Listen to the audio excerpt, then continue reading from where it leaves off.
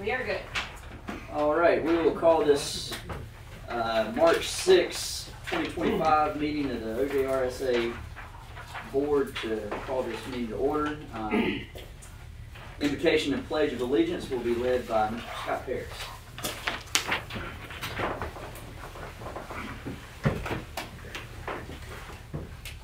Lord, be with us this afternoon as we do the business of the sewer authority. And help us, guide us in our decisions that we make here so they may be in the best interest of those that we serve. In your name we pray. Amen. Amen. I pledge allegiance to the flag of the United States of America and to the republic for which it stands, one nation, under God, indivisible, with liberty and justice for all.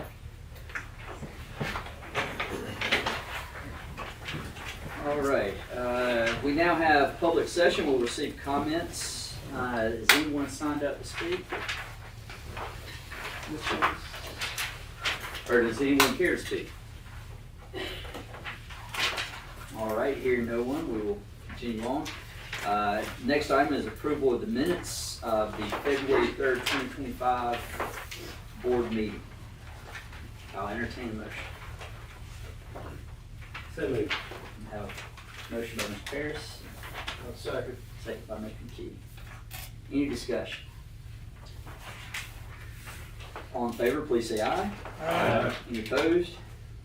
Motion carries. Thank you. Next item on the agenda is committee and other meeting reports. Sewer feasibility implementation meeting of January 9th, 2025. Lynn, Ms. Stevens, are we just looking at these minutes, or are you doing a presentation? I'm not sure what we're doing. Well, yeah, Chris had me do the reporting on it. Oh, yeah, just do just real quick. This is, Yeah, I just kind of need to. okay. Okay, basically, Mr. Rich resigned due to health reasons for being the chair. It was discussed not to leave his seat vacant because there was enough members on the committee with expertise to cover him. And then Mr. Joel Jones was elected to be the chair of the committee. The committee agreed to hold the meetings in open session. However, there may be some items they will discuss to go into executive session to discuss. There was an executive session in that meeting, but no action was taken. The committee recommended OJRSA's legal representation to move forward on option 2, which was the reconstitution of the current agency with possible statutory changes, and asked that to be brought to the board. And then during the public comments, Lawrence Flynn's memorandum was mentioned, and Mr. Eliezer said he was going to present it to the board in February to have it released to the public, which it was. And that was pretty much the scope of the meeting. Okay, thank you. And I assume there's nothing for the board to act on. We're just taking that as information. Yes. All right. Next item, Operations and Planning Committee meeting, February 19th, 2025. Mr. Bob Ayers. Thank you, Mr. Chair. We've met and up to these notes briefly here. Got an update on current projects and you can read those: tank cleaning, the waterproofing of the admin building. That's been a little booger, hasn't it? Senate Creek Force Main, it's also been one.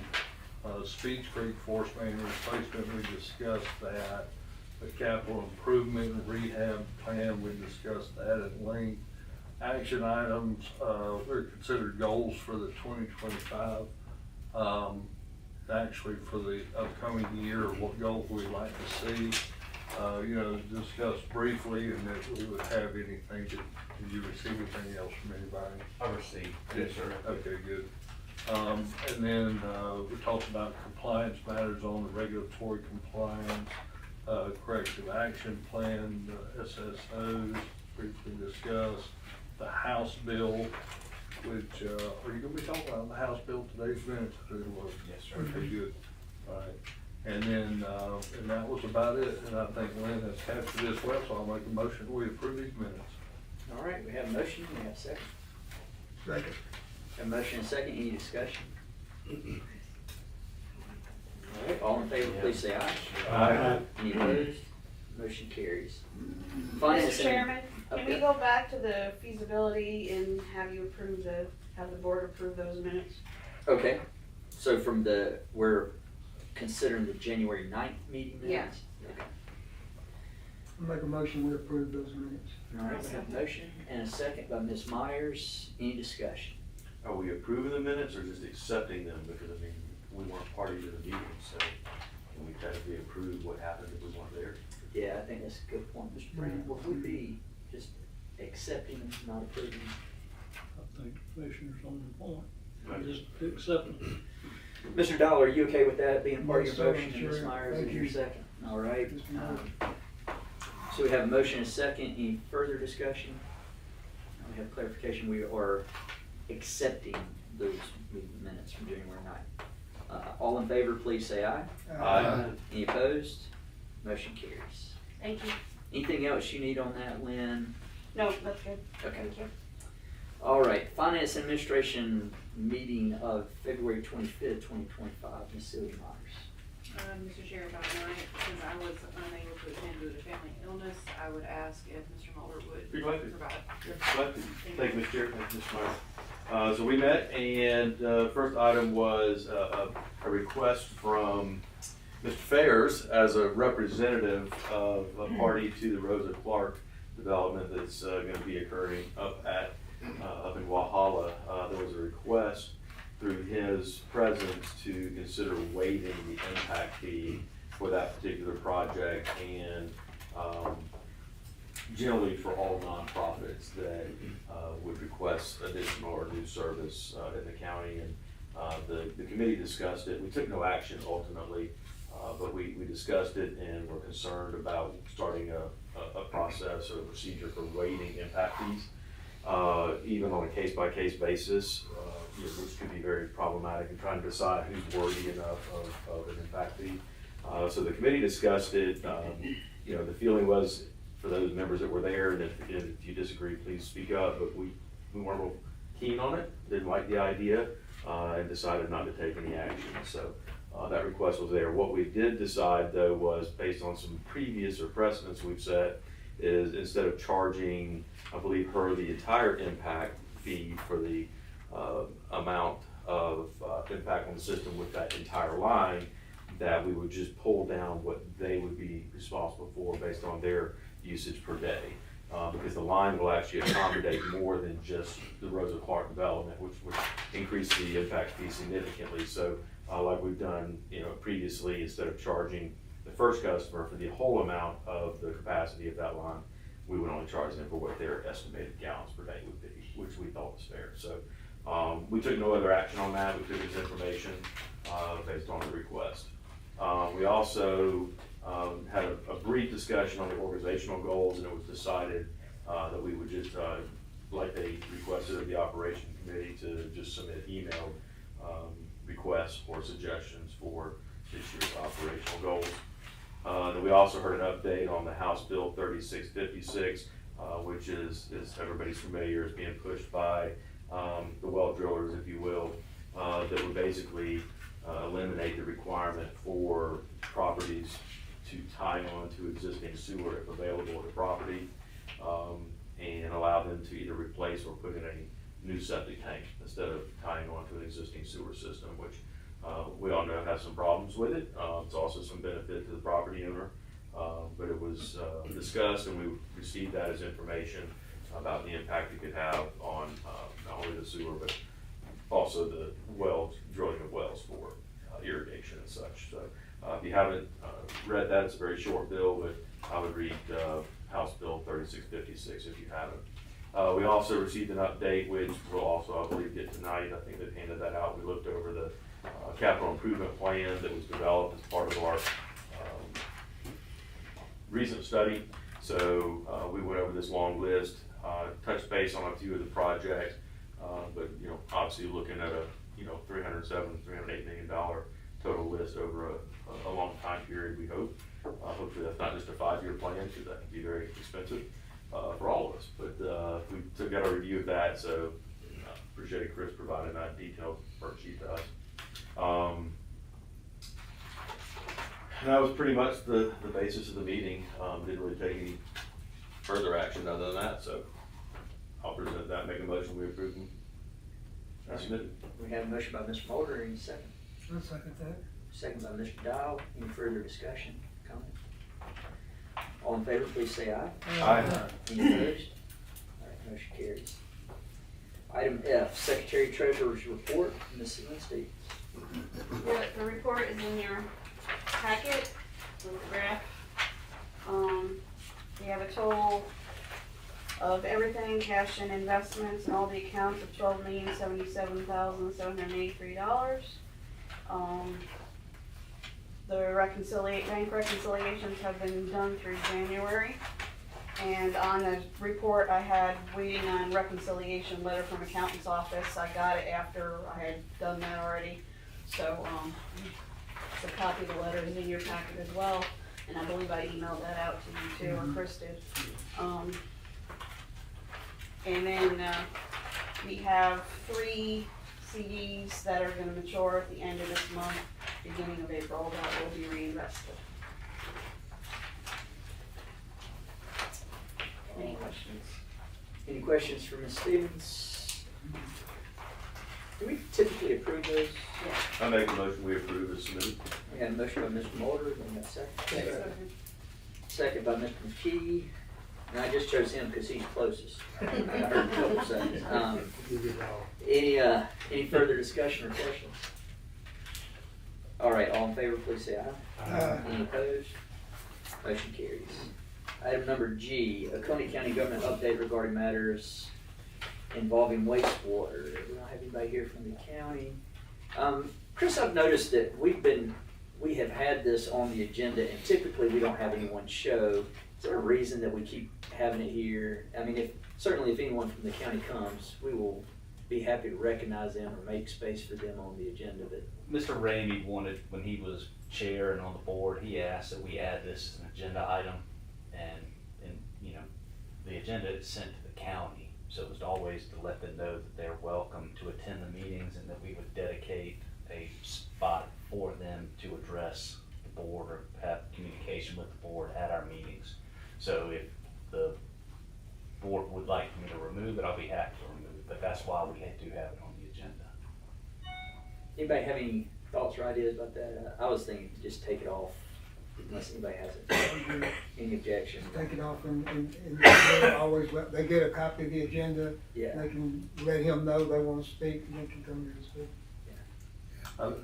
Since we started putting it on there, I don't think I've heard them complaining about being part of it. Oh, is that right? So this is to keep the And competitive. maybe I just haven't, maybe it's coincidental, I don't know. Just tell me if anybody else got anything. Does anybody notice that? So, well, it's just Mr. Ferris, he's outnumbered. We still support your spirit, though. I'm outnumbered at the house. It's just me and my wife. All right. But Chris, I hope as you talk to Amanda Brock and other folks at the county, I think you do a little bit more than the rest of us, particularly related to these, that you let them know they're always welcome. Yes, sir. All right, item H, presentation discussion items. First item on that is rate and cost of service study presentation by Daryl Parker from Wildan Financial Services. Mr. Parker, you have the floor. All right, I'll get you set up. I was gonna say somebody's gonna hook me up here. Are you gonna present on that screen? We may need a full. Yeah. I think that might be the easiest thing. Yeah, I do too. Okay. A second, pop up here. Okay. Next.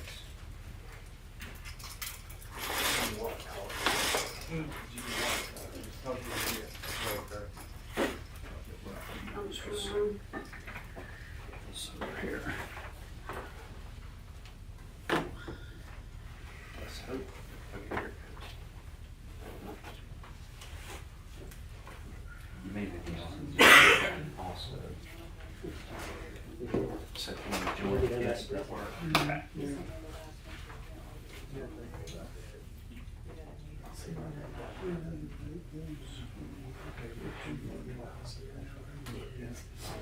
All right, so, that's it.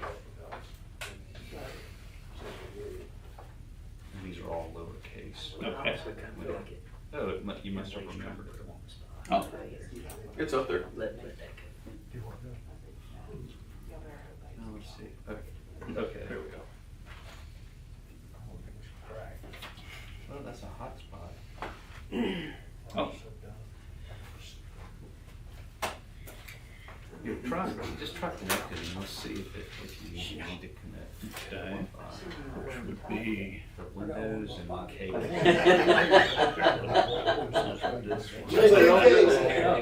If the judge called you, you gotta put it on. Oh, is that right? Input room.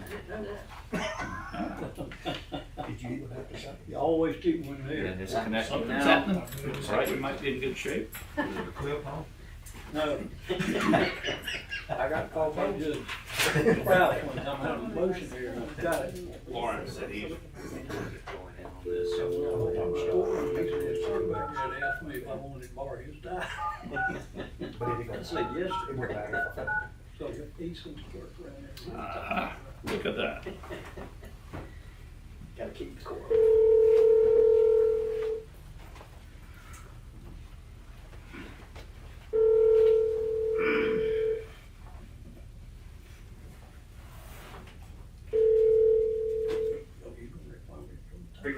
Hey, Lawrence, we got you on speaker here, and Daryl's just about to finish his presentation. Lawrence, can you hear me over there? I sure can. Okay, perfect. All right, we're ready to start. So I'm Daryl Parker with Wildan Financial Services. Most of you have met me at least once, if not more. And so we were asked by Chris to do a rate study for the wholesale sewer system. And so we've got everything kind of up and running. We put together an analysis model. We've incorporated the capital improvement program, which is the 10-year, and we'll walk through some of this stuff, 10-year plan for capital funding. And now everything is functioning the way it needs to. Now we kind of need direction from the board. And I'll show you some options, like what's going to work best for you. So let's just kind of get started. So just real quick, the rate study. Obviously our first goal is full cost recovery. And the costs are going to include not only operating costs, but also the capital costs that are part of the CIP. To the extent that and you'll see the options are, to what level of spending do we go? Cost base, I mean, wholesale sewer system, so that's not difficult.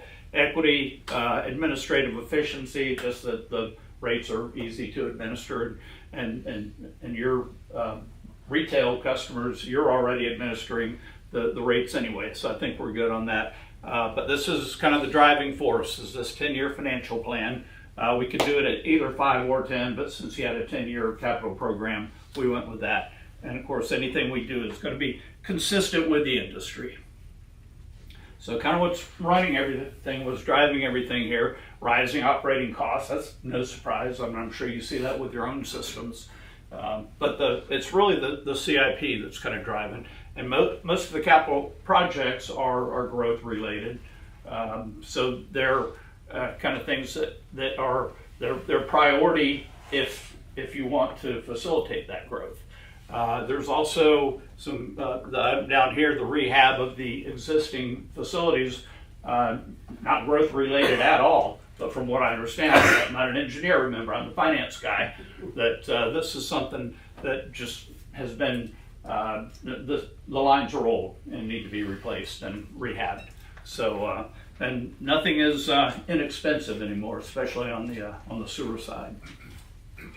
So here's kind of a visual of your capital program. So we're looking at almost 190 million over the next 10 years, and half of that is just in the first 3 years. So that's kind of a big spending issue. Is can we generate $93 million in the first few years and pay for everything? You're in a situation now where the way I understand it, and Lawrence can speak to this more if you have questions, issuing debt to kind of smooth out that spending plan is not currently an option. And so what we've got now is whatever you fund has to be cash funded. And so we'll look at those options. What we have here, we're looking at 5 different scenarios. So here again, we've assumed no debt, all pay-as-you-go funding. So Chris gave us kind of a priority ranking for every project, 1 through 4. So priority 1 has to be done, and so those projects are non-optional. 2 is, I guess, a little still important, but a little less important. And some of the things are driven by your consent order. So these are not the priority rankings, these are scenarios. So 3. Lawrence, I just. Yeah, Lawrence, go ahead. Interject. So debt, it's not that debt is not an option. It's that debt requires the approval of the governing boards of each city council of the members. And so that's just proven problematic or difficult to do in times past. So it is practically possible, but there are some kind of administrative hurdles that you have to jump through. The other thing that I think is a reason I would potentially avoid taking on any new debt in the immediate term is because of the concerns about what you do with that debt in the event of a reconstitution is being considered under the RIA study and the ad hoc committee. So I point that out there just for a quick correction to say debt is theoretically possible, but it has not been something that has been utilized by the authority in times past. Yeah, thank you for that, Lawrence. That's a good point. That's why we have Lawrence on the phone, because he knows all that, all of your history. So real quick, this is just a picture here. We're gonna go now and look at the analysis model, and this is where we're hoping for some input, or at least some thoughts. So our first start here is this is if we do nothing. This is with no rate adjustments at all, just keeping everything as they are now, but funding all the projects. So what we have here is if it's a 4, we're funding all the projects. So we're funding priority 4, 3, 2, 1. If it's a 3, we're only funding 3, 2, and 1, and 2, 2, and 1, and 1, only 1. And then we'll also look at a scenario where if you do no projects. Which is probably not a realistic scenario. So right now, if you fund all the projects and you don't adjust rates at all, so this dark blue bar, this is our operating expense or operating results. The dark blue bar is revenue, the light blue bar is expenditures, including the capital needs and all that. So kind of what happens, and right now you've got some cash, but you don't have enough cash to fund. If we look at this, we've got a little over 22 or so million the first year.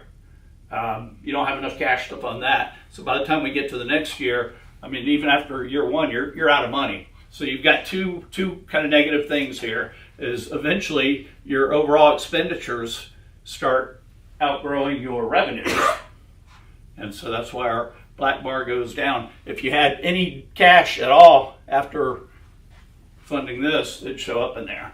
So we know that if we're going to fund the projects, we have to do something. So the question is, what do we do? Let's see if I can run this real quick. It's a little fast, but I think we can do it.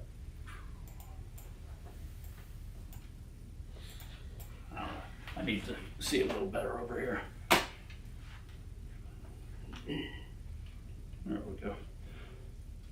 So our first scenario down here, we've got, so these are just percentages. So we've already run these analyses, so you can kind of see the numbers. Under scenario 1, we're funding everything. And so what we're shooting for here is making sure that we can fund these projects. So we're funding all these projects. We like our cash dips low, but our target is 120 days, so 4 months cash. So as we scroll down and kind of look at the actual numbers, those are the percentages that we have to raise the current rates to make sure we don't dip below the 120 days. Because you get much below that, then you're really not financially viable. Obviously, after that, since most of your capital expenditures are on the front end, as we get to the back end, yeah, more than enough cash. So that's scenario one. So if we go down here now and say, well, we're not gonna fund everything. Let's fund 3 through 1. So that's this option here. So you can see our spending has changed a little bit here, quite a bit. So we don't need those big rate adjustments, but we still need pretty sizable adjustments.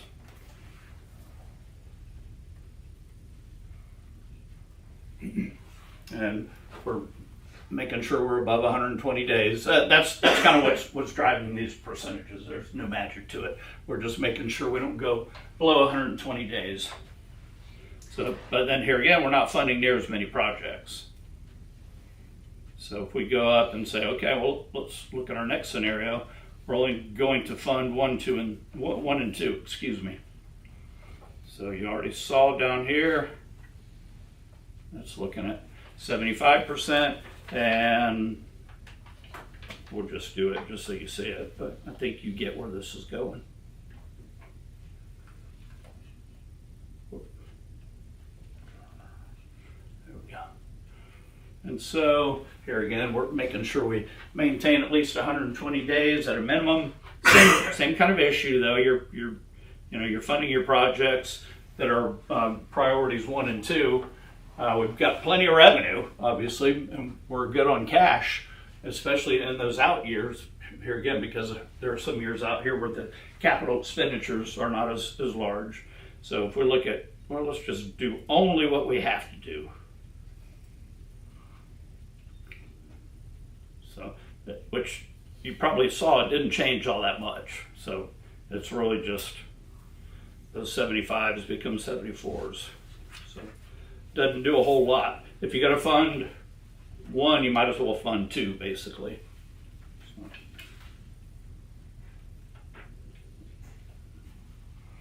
So stayed above the 120, and basically looks like what we just saw.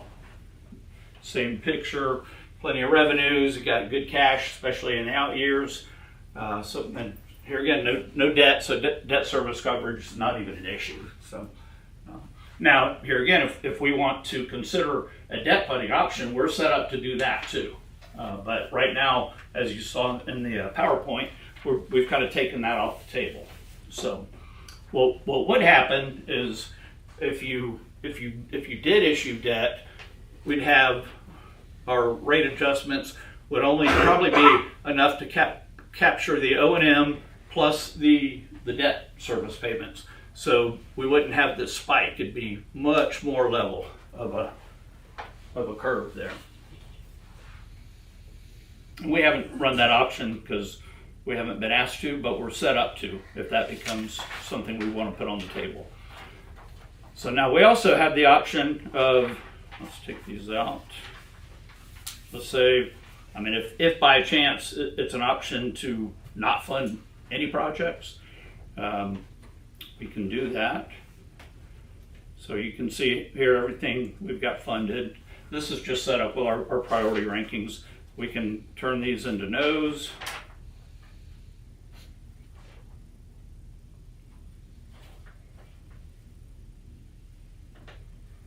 Meaning we're not funding any of these projects. And then we get back over here to our dashboard, and we don't really have to do anything then, because we don't have any. Probably what you would do here is we've assumed that once we get a little farther out, you can see these numbers, you'd probably start putting in some inflationary adjustments, because you would still have the issue where even though you've got sufficient cash, you're draining your cash once your expenditures get higher than your revenues. So eventually, even though you'd be good for the first several years, eventually you'd say, well, we at least have to adjust for inflation. So you'd probably do some 3%, 3.5%, something like that. But so those are the scenarios as we kind of know them right now. All right, Daryl, thank you. All right. Let's make sure we don't have any questions. Anybody have any questions or need additional information from Daryl? or any other scenarios that you wanna see, if we can make them happen, I don't mind doing it on the fly if we can. Yeah, and the good thing I'll add that Daryl has done, is that this is a dashboard model that, as part of the study, Chris has access to, so he can run scenarios as well. So it's, Sure. it's a, So he could plug in a different job, let me see how I can say this. He could plug in a different scenario and it would come up and it would basically make a different dashboard yeah, every that was time. one of the deliverables, is to give Chris a tool that he could use to do some of Okay. this planning with regard to rates. I got you, okay. Yeah, and there's a lot going on in here. I mean, we've got our revenue and expense projections, and, we're adjusting, if I remember correctly, we did personnel expenses increasing by 5% a year, other operating expenses on average 4% a year. And we've got, here again, we've got the ability to put in some debt if that becomes something that we want to put on the table and even just see what it looks like. So we're set up for that. We've got customer information in here, all the budget stuff. So yeah, it's set up to kind of do pretty much anything that we want to look at. But we've run those 5 scenarios so far. And so, Daryl, on this, you're capturing what that would look like if we did, what was the 1 year, Project 1 totals and dollar amounts? Let's see. Well, what we can do here is, let me get back over here. Turn our projects back on. And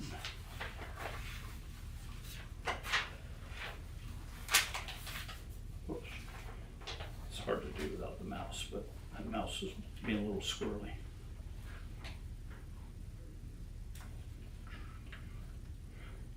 Now the computer's being a little squirrely.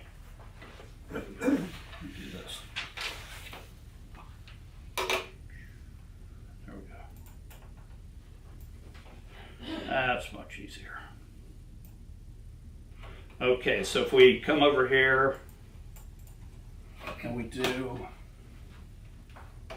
so just priority 1, okay, and so that's what we've got going on right now, just priority 1, and that total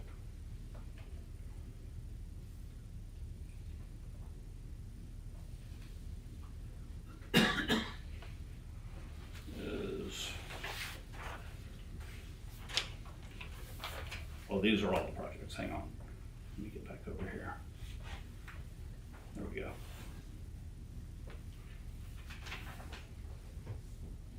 There it is, 105 million. And So what that gives us, what the financials would be if we did all those, it doesn't speak to whether or not we could actually get all that done in 1 year. So what I'm getting at is the ability for the entity to actually secure and put in the ground all those projects very likely could not happen. so you're saying like some of the bigger projects might be spread over 2 or 3 years? Multiple years. Yeah. Does CIP take that into consideration? It Yes, does. sir. I thought it did, but I didn't want to speak to that since I didn't develop it. Chris? Yeah, this is, you can see how it is on this large display here, how it's spread over the cost, or over the 20-year period. Chris, this Yes. covers 1A and 1B projects, right? Okay. The numbers I have, in that sheet that I passed out to you a minute ago, after we, Kyle and I got together and we had to reprioritize. Initially, what we gave Daryl to work with was this one underneath, which only had 3 priorities, a 1, 2, and a 3. And then once we went through this, I was like, we may need more. We may need 4 or 5. Yeah. So Kyle and I got together a couple of weeks ago and we came up with a 1A and a 1B, with the difference being that 1A is critical O&M matters or consent orders, and primarily with no growth for the most part. And 1B was critical O&M consent orders, but with growth. Growth, So okay. work was got to be done either way, whether it was with or without the growth. So that 1A and 1B, once we went through this list and updated it, 1A totaled about I'll round it, $49 million. Yeah. And then 1B brought it, that by itself was $104 million for the total of $153 million. But one of the reasons why you see 1B is where, that it is as high as it is that you have the phase 1 of the plant expansion in there, and you may say, well, that factors in growth. Why is it included in 1B? Is because a lot of when we went through the exercise, knowing that we were going to have to begin expanding the plant at some point based on the growth that's taking place in the area, we didn't have the mechanism or means to go through and itemize individual costs that were needed here. We just didn't have the time to do it. So many of the pumps, and what we want to call it, equipment and infrastructure on site, structural, would have to be addressed whether we did it piecemeal without the upgrade or with the upgrade. So we just have it as part of the upgrade in 1B. So you can remove the 52 million, but you're gonna have to replace it with some number in there to be able to go and address what we have missing or inoperable at the plant and not capture any growth. And then when you go and expand the plant, in all likelihood, you're gonna be taking a lot of that out. So in a way that would be throwing, kind of wasting money to do it in that Okay. order. Thank you. But it's something that could be done. We just didn't have the time to put together the costs or the means to do it, for that matter. Chris, how long would it take you to do the projects in 1A? 1A, it shows it in the column that says fiscal years. Yeah. It shows what years those would occur, beginning and end time for the most part. The ones we put at the top, those 4, it's going to be an equal amount that we have across the entire 20 years. System rehabilitation, CCTV and cleaning, and a lot of these are going to be operational costs that we incur, not hard or capital costs.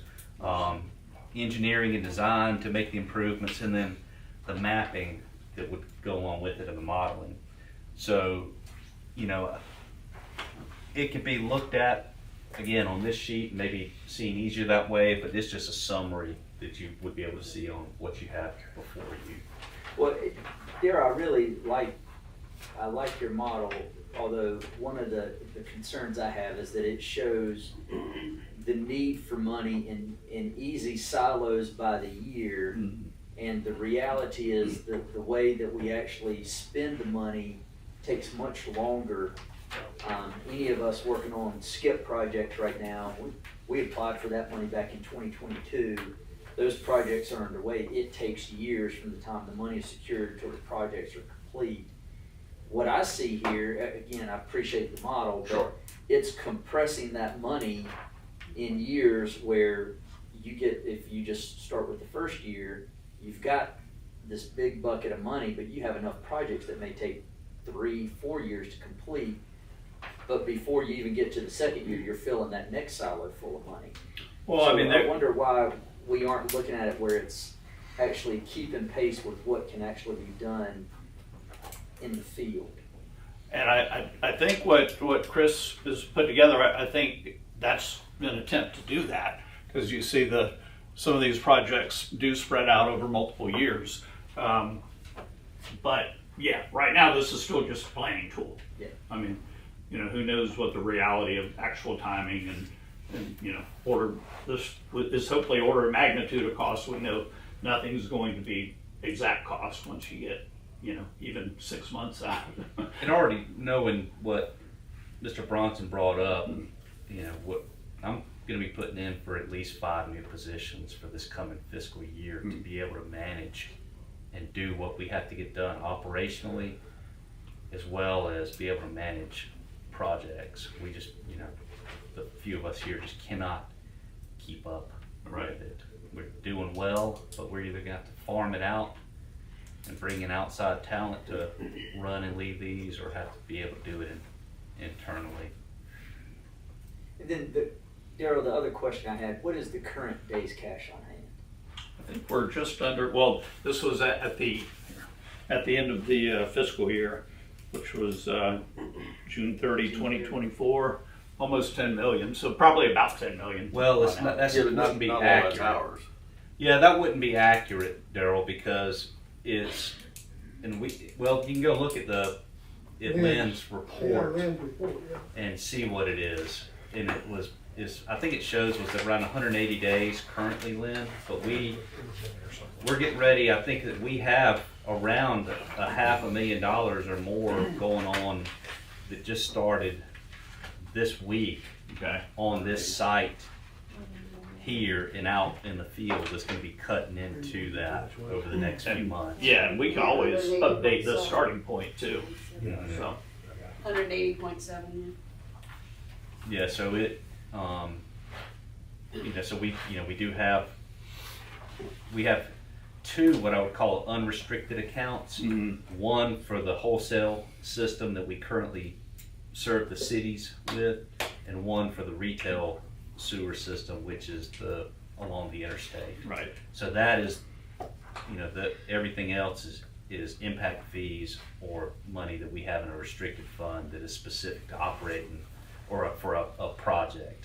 I think So- this, and here again, there was no more detail than, in the actual financial statement, but I assume this cash line item was unrestricted, but, all right, here again, there was no more details, I'm not sure. And then the investments, I assumed were relatively liquid, but that may or may not be the case. Yeah, so for the unrestricted accounts, it's about, it's going to be, as of the end of last month, about $3.3 million. Okay. So And we're a little then high with once that. everything's settled up with the construction project along the interstate, there'll be $100,000 that's going to be in that fund. And then the balance, and this has already been approved by the board, the balance is going to go back into the capital fund or the contingency and projects fund that we have. Okay, If well, that- like if I that said, helps, we can update this, just with whatever numbers you give me, I'll plug them in. So Chris, what we're saying here, instead of it being 9 million, it'd be 3 million? That is assuming, is that correct? That the numbers you would use are cash that we could spend for any purpose. Now, for impact fees, we can use that money, but it has to fund growth-related projects. Sure. And I think that, and Lawrence is on the phone now, and we do have that policy, but none of that money can be used for O&M. Oh, of Correct, course, Lawrence? yeah. If you can even hear me.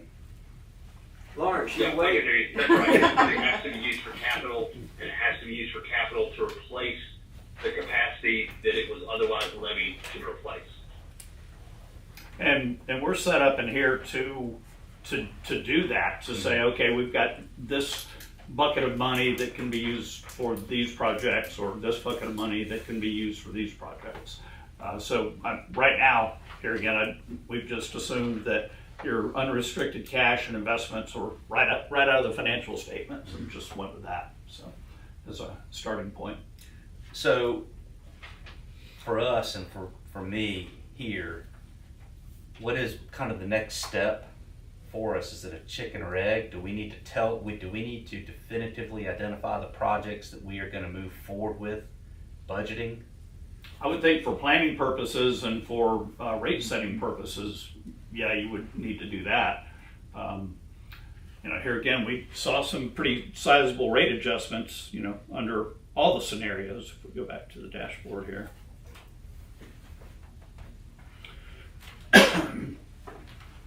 So, even if you said, okay, well, we're going to do just priority 1 projects, which would include all 1A and B. I just put those on the same. You're still looking at a pretty sizable increase. So if I'm reading this correctly, that would be a 74% increase for next fiscal year and then 74% the following fiscal year, and no adjustments for the next 8 periods. And unless there's a way to kind of smooth out this first, 3-year chunk that we're looking at. Because you've still got some, pretty, sizable expenditures, although the bigger ones are out here. And a lot of that is your plant expansion and all that. But, so yes, but the answer is yes. If under the current plan and funding, everything with cash, that's probably about what we're looking at. And unless you tell me that the starting cash is significantly different, then it would be less than what you show. If you're starting with that $10 million, it would be less than that. Okay, so you and I can work on getting that where whatever starting point you want. So it was 70, 75. I just did 75%. So, and I'm just looking at the volumetric rate here because we have 2 different volumetric rates. One is for residential. And one's non-residential. Right. So just looking at the residential, if I remember right off the top of my head, it's 539 per 1,000 gallons. So 75% on top of that for next year would take that from 539 to 944 per 1,000, and then the following year to 1651 per 1,000. So you're at 539 right now. So 1650. Whoops. And if the average customer, and I think this is a little high, but maybe not, but if the average residential customer is a 5,000 gallon user per month, that bill is going to be, not including the base fee, is going to be $83 in 2 years' time. So let's just make them around 75.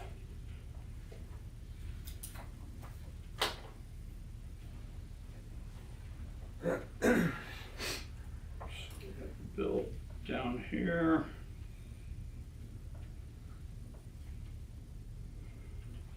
So yeah, here, let me make that a little bigger so you can see it better.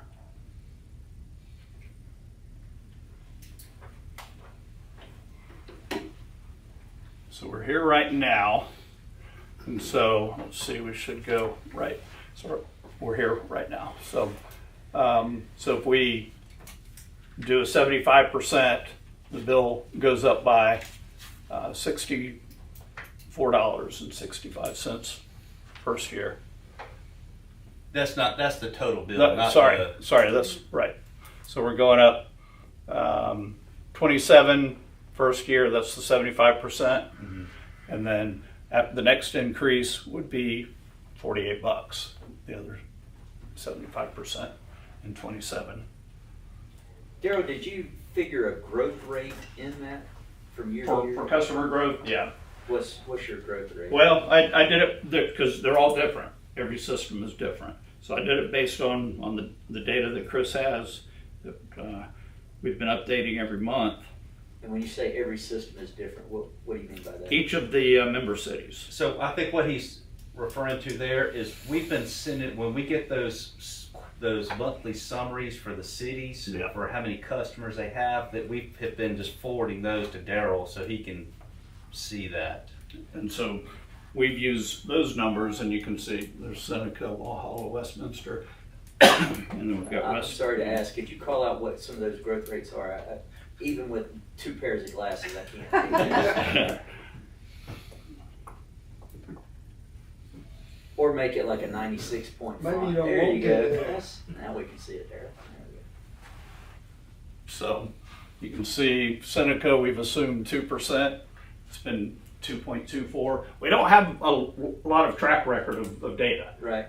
So that's part of the issue. We've got about a year and a half or so. Let's see. You have a negative growth rate in there right now for Walhalla? That's what the numbers have been showing. I mean, we can make that a 0, or we can make it whatever. Well, that's I pretty guess, much zero. Celia, if I were to ask you, is that reflective of what's going on? Not that we've seen, but it helps out the overall numbers for us to be negative. We don't need to I mean, make can you it. put us, can you put us negative too? So Westminster's percentage-wise has been a little higher, but we assumed 2%. Well, we had a little uptick when Scott Paris came to our side, but, I do my part. yeah, and then my other, and this is a question, Daryl, and Chris, when I look over there at that spreadsheet next to Chris, that appears to be a 20-year CIP. You said this was a 10-year calculation. Well, we're looking at it over the next 10 years. So did you take those 20 years and drop them into 10, or did you No, just take the no, first just 10 of the the first 10, yeah. Okay. And Kevin, when you look at this sheet, the projects in the 1A and 1B, they start in 26, and a lot of them go just to 27. When you look at this, some of them go out to 30, so.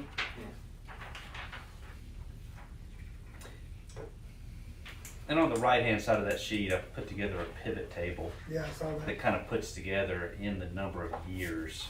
It's not really all that helpful, but it does Oh, okay. show you, you know, it may help a little bit, or it may be more confusing, I don't know. Yeah, so you're looking at $10 million between now and 2027, basically, this way, yeah. Yeah, so those growth rates impact that quite a bit, I would guess.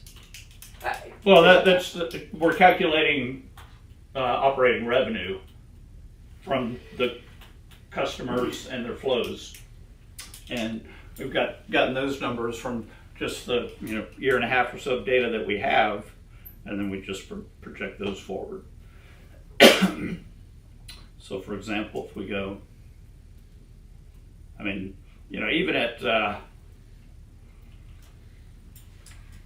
so this would be Seneca's the first one, so the biggest number of customers there, and that's the 2% growth rate. So, so we're factoring those in as far as the revenues that will come in to Oconee Joint, but it's so even if you left rates the same, you generate more revenue, but not enough to pay for the CIP. And I'm guessing that construction in progress is not captured up there. No.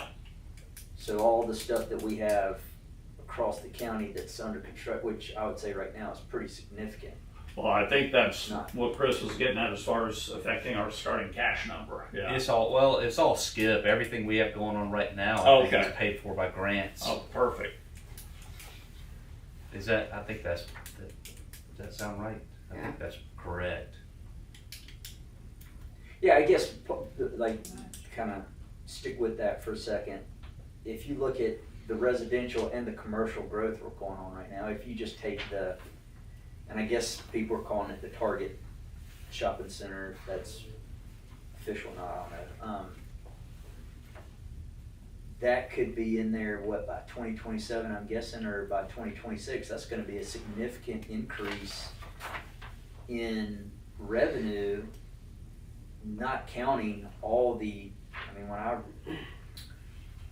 drive to and from Westminster, I drive through Seneca and I drive through Walhalla going home, there's a lot of growth going on that I think is substantially higher than those percentages there in terms of when those new customers start hitting the system. One, you're gonna have new infrastructure in the ground that's gonna require less maintenance for the first decade, and is gonna provide what I'm just gonna kind of give my own phrase as raw revenue that's not gonna have a lot of maintenance to it.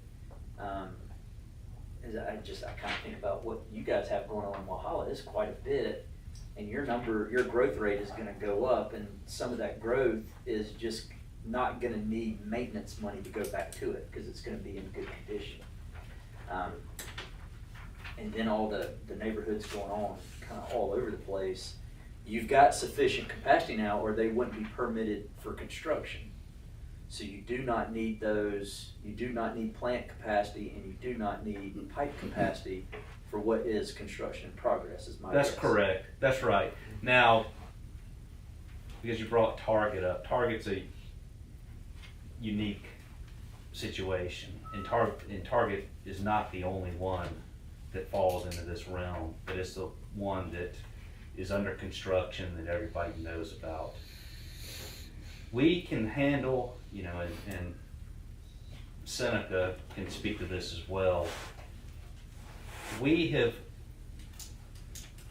all but committed 60,000 gallons of capacity to that system. They have not procured that yet. We haven't approved all the plans or drawings or anything else. But that's about the maximum that we're going to be able to allocate to that system. So the what phase they're building now is essentially all they're going to be able to build until there's enhancements made on our system and or Seneca system. Well, definitely our system and maybe Seneca system. Now there's a plan in place to extend a gravity line up to the backside of it, and it's on your sheet here, but it's in that green down at the bottom, section 4. You can see where it says Richland Creek Trunk Sewer Extension, $7.9 million. That would be able to allow Target to happen. So, you know, in full, the whole development as they envision it being built out over the next few phases. So, you know, again, we can handle some of that growth, but we can't handle all of it. So, If you had even that though system, we if may you have had to- that system in, how much would it bump you up? I'm sorry? The Richland system, how much would it bump you if you had it in place today? How much would it bump you up? I don't know what their ultimate plan is for build out with flow there, but I'm thinking I would imagine it's going to be close to 200 or more thousand gallons per day. I'll say 180, wouldn't it? I'm thinking that's close, 180,000. right? So, Is that just, you're considering that just serving that, target area? sir? You just considering serving the target area? Well, it would go up beyond that line there. It would extend on beyond Target up to the Bounty Land area. It would be able to, if you eliminated that Bounty Land pump station, you would be able to put your, you know, run that down to connect to it as well. So, you know, we can't slice it off and say, well, we can get this far. And that wasn't part of what we looked at with the 20-year master plan is how far can we go with this amount of money? It was what is needed to do how much is needed to do what is needed to be done based on the study, the findings and recommendations that came of the study. So again, you know, all of it can be done, some of it or none of it can be done. But that Target project is an example of one that is growth only. You know, we can spend it on growth, but if we spend that money on growth and funds are limited, that's money we're going to be taking away from doing what we have to do with the priorities 1. And priority 2, really, if you want to think about it this way, priority 2 is almost in a way a priority 1C, because those are assets that are at end of life or very close to end of life that are soon going to fall into the priority 1A or 1B anyways in a few years. They're, you know, so that's kind of where we are with that. But Are these calculations taking into account the anticipated impact fees that you'll collect? no, Because for example, when Spinks put the new store in Westminster, that was $100,000 that came here for that one gas station. And now there is a, as you get older, it's harder to find the words you're looking for. You gotta tell me. I want to say laundromat. It's not a laundromat. You wash your car in a car wash. So there is a car wash there. Wow. It's tough. Your stock just went down a notch. I tell you, just went down a I notch. can't keep it all together. Goodness gracious. So that was $100,000 that went in, and essentially that's not a big impact on the sewer system for that new business to go there. We are seeing a decent amount of infill where we are. I hear of all the stuff going on in Seneca and Walhalla that is also what I would refer to as infill. There are tap fees that come along with that, and maybe that's just too many factors to put in a model, but it certainly is gonna affect the reality of what we see from year to year that I think would significantly impact those very high percentages in rate increases. And it also seems like we're taking a lifetime worth of neglect and we're trying to fix it in 10 years. And I don't know if that's the best approach. Putting those kind of rate increases on anybody, that's not something I could ever support anywhere. I mean, you're asking people who have been paying some of the highest rates in the upstate to now quadruple their rates over 3 or 4 years. We probably need to begin planning on how you stretch some of those improvements out over a longer period of time. I get end of life. I mean, most of our systems are beyond end of life. That's why we're here. And that's why SCIP came about, and trying to really compress all that so that it gets fixed in 10 years when it was 60 years in the making. It'll be a 30-year bailout, I guarantee. Yeah, that seems a bit aggressive. And then as we see this new growth coming in that is going to contribute what I believe to be significant revenue, I know you can't capture all that in here, but when I look at this and I hear that kind of percent increase, and that there are other factors that aren't taken into account for what will be generated in new revenue, I don't know. Well, I have a bit of pause with that. I agree. I know exactly what you're saying, and I agree with that. I think the 2% in Seneca's case is low. But, there's subdivisions that are going in, I want to say all over the place, or so it seems, and there's a lot of plans, and I think I may have close to 30 different sets of plans that I'm reviewing now that are in some phase of the process, whether it's the initial, just doing the downstream assessment to see if we can even accommodate the flow associated with the project, all the way through waiting on the projects to be finished and then to receive a permit to operate from the state. But the thing is, with that, is with all these homes, hundreds and hundreds of homes that are going up, there still has to be a party that's going to move into these. So where are they going to come from, first of all? But second, like with the impact fees that you brought up, I know you said that the 100,000, I can't remember what exactly it was with the gas station. But the two factors that I would consider, to think about when you think of impact fees, and I have it, I think, drawn up on the back of that whiteboard, because I spoke about this at one of the committee meetings a while ago.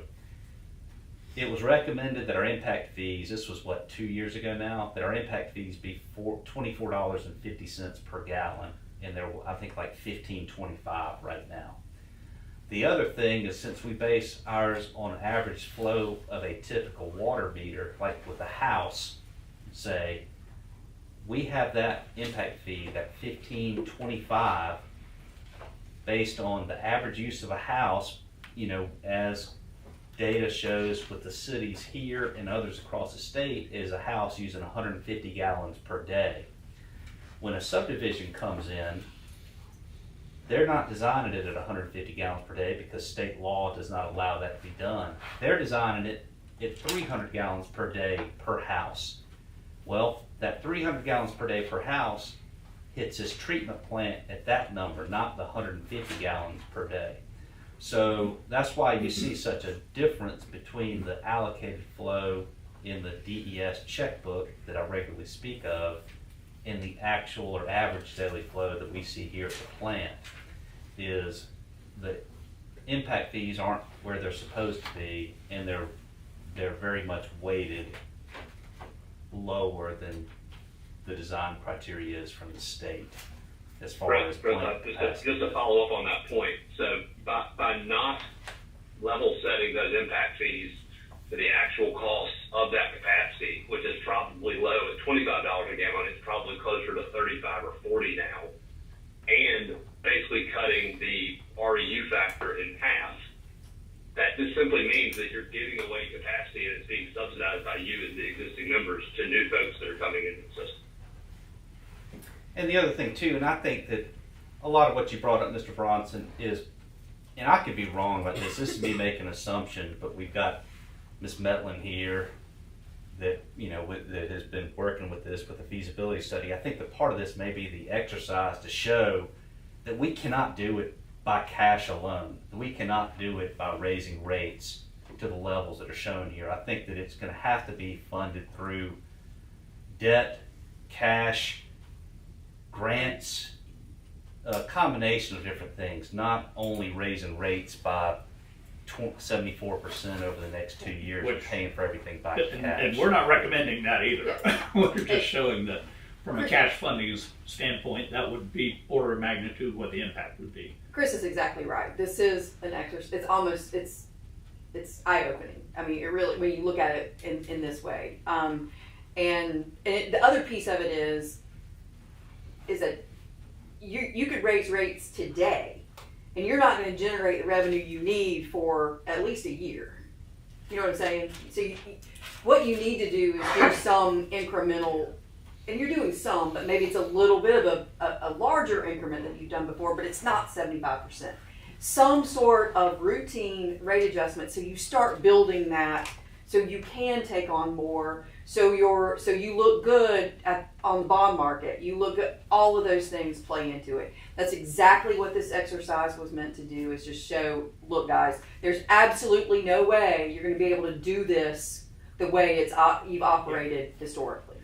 Yeah, and I get that, but at the same time, we have our Oconee County Press Corps here. Right. Fine, distinguished gentlemen they both are. And I'm sorry, Dave, you made me laugh at that. Part of what they're reporting is what they're hearing, and if that says we need a 75% rate increase for everything to keep working, I think that's kind of skewing what reality is. Like you said, it's a good exercise. It opens our eyes. That's right. I think this board has been willing, at least since I've been here, to raise the rates and keep things moving. And this seems a bit catastrophic or doomsday-ish to me. And I appreciate the eye-opening component of it, but it also doesn't really reflect what the reality is. We can't raise the rates beyond what people can bear to pay. And I understand what Chris is saying when it comes to capacity, and there may come a time at which that capacity just has a premium price to it for anything new that keeps coming in. But as we keep seeing the growth that we're seeing right now, I think there's, to your point about when that revenue starts to hit, I think there's a trickle-down effect. Maybe that's why Walhalla's showing up with some kind of negative growth rate. That as time goes on, that's going to start to reflect what has happened versus, I mean, you guys haven't shrunk. Like, that would suggest you've grown. But Kevin, to your point on the impact fees, the growth is coming whether you want it or not. And so by not raising those impact fees to a level sufficient to capture that growth, you're leaving money on the table. And then what I guess the follow-up that I would also add is self-serving with the bond lawyer. But you made the point that you fully depreciated your system. That means that the useful life of those assets has been depreciated along with the people that have been the historic payers. The idea of cash flowing or doing pay-go to fund these improvements over a period that's shorter than anything that would be a useful life consideration does put the burden on the existing ratepayers for things that frankly are going to be generational assets. And so the idea of figuring out a way to extend the financing or to find out ways to finance it over a longer period of time, 20, 30, 40 years, in order to be able to make sure that you kind of have intergenerational equity of those assets as they depreciate is something that really needs to be strongly considered. And that's a message that has to be delivered back to the individual member cities and your city councils, because right now, as we're set up, that's the approval process that has to be put in place. And so as far as some of the conversations that are happening around reconstitution, that approval potentially gets baked into the reconstitution process so that we're actually borrowing that money, or we've authorized the borrowing that money as part of the reconstitution. And so you can potentially pick off some of these improvements with the bond issue that's done at the time that we otherwise implement the the reimposition of the system. And that could obviously soften the blow, but regardless of softening the blow, there is going to be some rate adjustment factors that have to be put in place. It's not going to be 75% a year, but it's going to be factors of rate adjustments that are higher than what it has historically been done, because you have to do $150 million worth of improvements. And let me add too that, again, I'll say again, for the record, that we didn't come in here to recommend a 75% rate increase. What we came in here to do is to take that master plan, because that was something that was done, you all adopted it. So how does that get funded? Based on how you have operated, what does that look like? That's what this exercise was. So we knew as soon as that happened, I mean, we sat around and we're looking at, and I said the same thing. I talked about affordability issues. That is a definitive factor. You can charge what you want to charge, but are people going to pay it at the end of the day? Can they pay it? That is a legitimate concern across the board, no doubt about it. And so here's where we are having to balance all of that.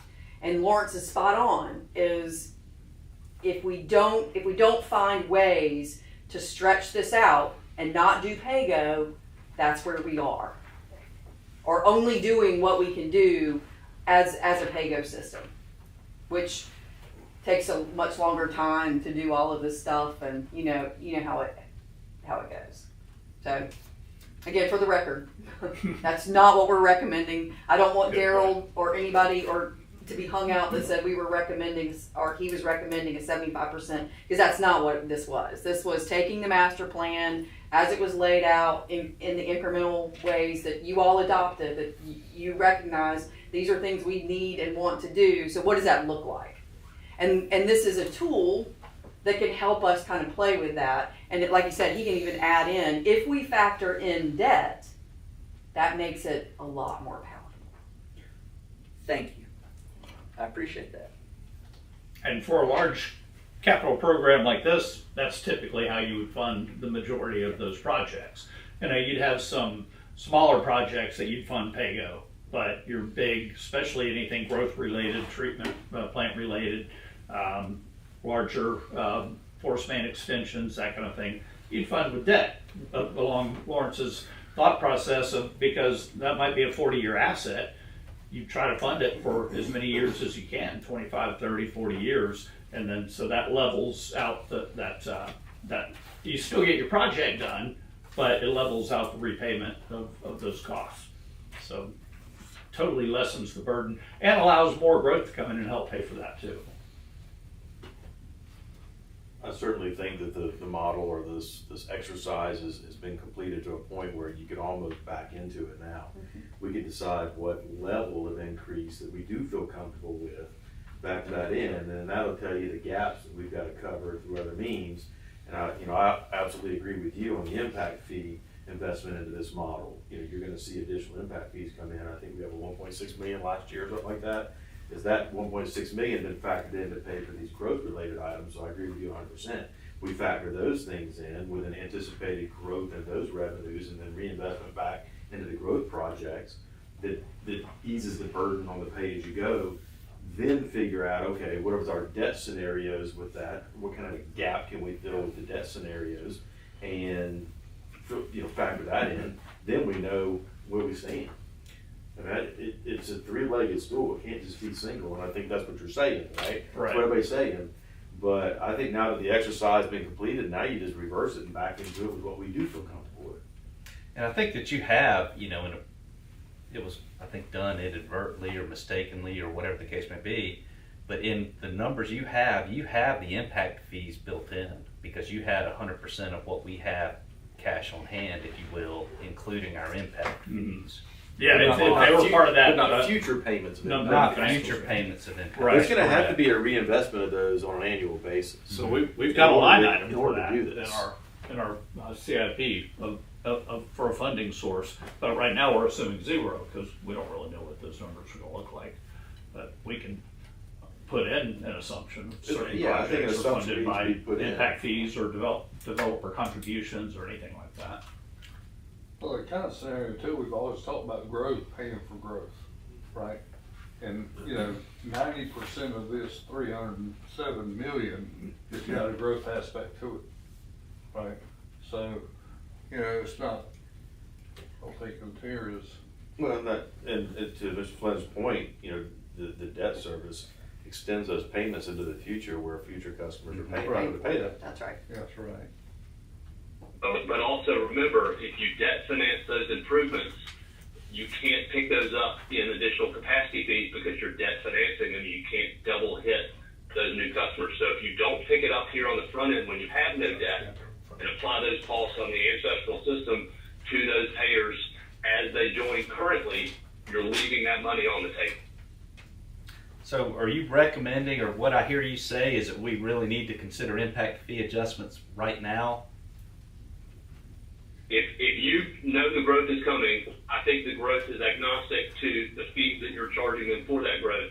And so by not capturing the costs of your ancestral system on the people that are coming in to utilize those costs, you are pushing those costs back off on the historic payers of your system. And we don't want to do that. And I think, because this had come up a while ago, and since I've got you on the phone, Lawrence, it may be worth saying now so that everybody hears this.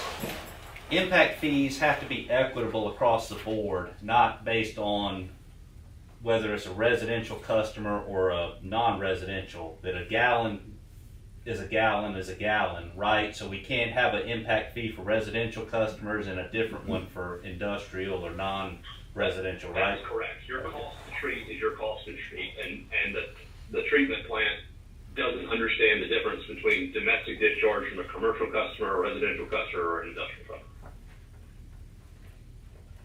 All right, thank you. All right, anything else, Daryl? Or No. Angie, anything else for y'all? I think what Chris and I will do is, over the next few weeks or so, kind of work on like the starting cash point, like from maybe this point in time, and any other input that Chris gets from you guys during that time, we'll incorporate. And I mean, you can see we're kind of set up to do most any analysis that you want to see, and that was the purpose, because it's like Angie's saying, there's no way we would expect you to raise the wholesale rates by 74-75%, but we needed to have that discussion and get that discussion going. And Daryl, if any of the entities have a defensible, like what growth rate that they can provide you, like what they're seeing, we you can add incorporate that in in there. here, I mean, sure. if you've got something different, because I will tell you, you use the state numbers and everything like that, you probably will see a negative growth over time. But if everybody has different numbers for growth that you have based on what your building permits, what you're seeing, that sort of thing, I say supply them. Let's put them in there, and We could do it that way, Angie, Yeah. but I really think for the purposes of what we need to do here, the best numbers that we have to work with are the ones that we're getting each month That's already, because those are actual sewer customers. that's A lot of fine. these homes and these subdivisions are speculative builds, so to go by just address points or building permits isn't a reliable way. The actual number of customers from month to month I think that That's- is the best way to go. That's Well, perfect. Is that what you that's okay? what we did, yeah. Okay. But I mean, if you did say, hey, in Seneca we've got a 400 unit development coming in, and it's going to be 8 years to build out. I mean, we can factor that kind of thing in, as well as the normal growth. But no, I get what you're saying, Chris, and that's what I was getting at is if we've got and if that's what it's based on, then that's real numbers right now. Because a lot of those subdivisions don't come to fruition, or they take 5-10 years to come to fruition. Right. So, And people are moving in. Yeah. These subdivisions are going up. I don't see a lot of them that just have vacant homes currently.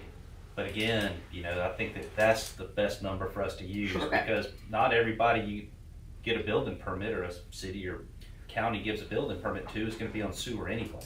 Well, True. I'd like to make a point on what I'm seeing driving around.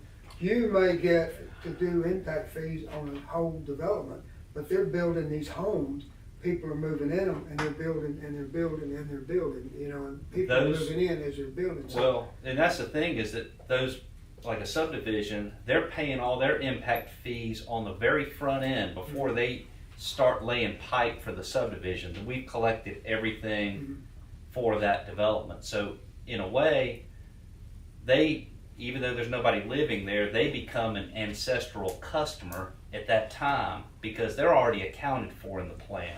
Their 100-home subdivision is already accounted for here. So it's all the ones in the future. But a lot of what you see on these sheets and in the master plan is growth related, whether it's upsizing existing facilities that we have currently in place or extending lines in areas where there's no line already. So those are ones, you know, especially the ones where you're extending a line to service a development that is, you know, say like the Newry development that is, you know, $20 million or whatever that was. That's something that, quite frankly, it doesn't have to be done, right? Or if it wants to be done bad enough by the developer, they will fund to do it themselves if they want to connect. But the stuff that we're focused with, the stuff I'm focused with and our staff are focused with, has been directed by the commissioners through these annual goals, has been to address consent order related items and return us back into compliance. Thus, you know, the priority 1As and 1Bs that we have. All right, well, I think we have completed H1 with Daryl. I believe we've also completed H2, which is discuss rate and cost of the service study, unless anybody else has any additional comments or questions. All right, Daryl, thank you very much. AG, thank you. Good to see everybody again. Well done, yeah. All right, item H3, Board of Commissioners to receive input from committees and establish organizational goals for 2025. We have an Exhibit B, which I believe is tab 5 or 6. It's in between tab 5 and 6. Hey, Kevin, this is Lawrence. I Yep. didn't interrupt. You don't need me anymore. No, you can go back to what you were doing before we called. Thanks, Lawrence. Thank you. Lovely Thursday. Hey, you too. Thank you. I got it. All right, we got rid of the attorney. We're saving money again. We got rid of that attorney. We still got this attorney. You got a tie in your pocket. Ready to go. I got All it. right. But I put the tie on, the fee goes up. Well, keep it in your pocket for now. Yeah. All right, so we have this list of goals in between tabs 5 and 6. O&P committee gave some input, Finance and Administration committee, so just keep rocking along with the feasibility study and the projects. What's the pleasure of the board? What would you like to do? Would you like to memorialize these in the form of adopting it as a motion? Do we want to take it for information? What's the pleasure?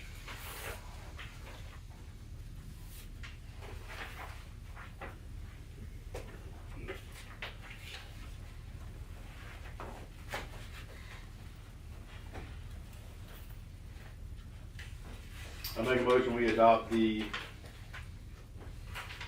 2025 goals as submitted by our committees and board here tonight, with the entertainment during discussion of anybody having the flexibility of adding any additional ones. All right, we have a motion. Is there a second? Second, I'll second that. All right, we have a motion and a second. Is there anything that, any additional items somebody would like to discuss? Chris, you got anything you want to add on there? No, these are the ones where you guys kind of give us guidance specific for the Anything coming you see year. you- No, I think the ones, you know, Fair the enough. feasibility study and the projects ones kind of hit on the ones that, you know, that's gonna be our focus anyways.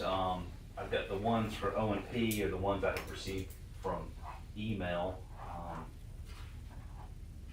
So, you know, I think we're good, with that. I guess some of these may be board related, but you know, we'll address them All right, we have a motion and a second, and the executive director saying he's good with it. Only comment really got is a lot of these all fall up underneath the feasibility study anyway. If there's anything else to add, you have talked about staffing, you've talked about training, maybe do something with staff retention and, training for sustainability over time over the next 20 years. I don't think I see anything with staffing on here specifically, more infrastructure related. But if we don't have happy staff, then we'll have a problem in 20 years.